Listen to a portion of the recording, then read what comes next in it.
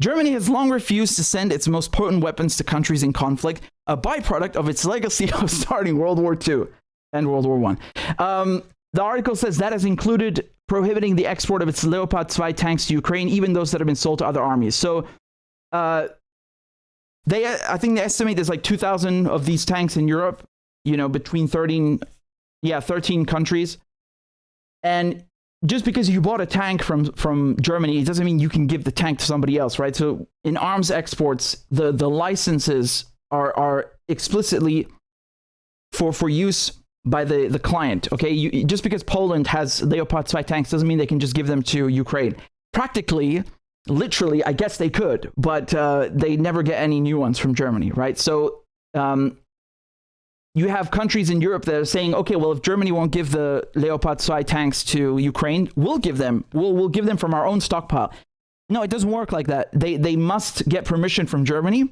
And according to the Germans, there's not one single country that has actually submitted a request. So, even though they've said this publicly, no one's actually asked if they can give their tanks to Ukraine. They've told the Americans, look, you want us to send these tanks to the Ukrainians. We will only give them the Leopard 2s if you give them the M1 Abrams. M1 Abrams is the American equivalent. This is the M1A2.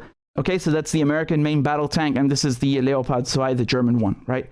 The funny thing is actually the barrel, or I should say the cannon that's on the turret here, right? This is the L44 model, and the American one is the L55. Actually, it's basically a modification of the German version. The Americans are funny because they of course, there's the military-industrial complex, but this is licensed and they build it in the U.S., but they can't take it as it is, right? They have to modify it and make it American. Anyway, I just want to say that these tanks are both good, but the Americans are saying, well, we can't give you the Ukrainians, we can't give you the M1 because it's not suited.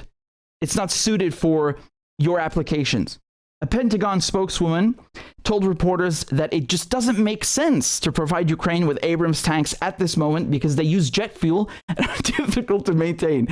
They said Germans must make up their own minds about the Leopard 2s. That is true. The United States, one of the reasons it can use these tanks is because of its logistical supply line. Logistics is really the most difficult part of running any army in history, and it's always been like that. And because the Americans have so many bases, because of the petrodollar, because of the way they run the world, they're able to maintain these tanks. Sure. And Ukraine, I guess, unless they hand over their supply line to Ukraine, which I doubt they're going to do, perhaps it's unrealistic. And yes, the Leopard 2 is better suited. I'm not saying for Ukraine specifically, just in the field.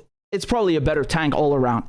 But I think this is some bullshit excuse. They don't want to have the Germans, telling them what to do or having to abide by the conditions of the Germans. I think that's more what it's about. It's not because, they don't want to make the money or they don't want to, attack the Russians. It's not about that. It's about, we tell you what to do. So fucking send them your German tanks and that's it. We're not going to give you American tanks because you want us to. No, we'll do that if we want it and we choose to do so.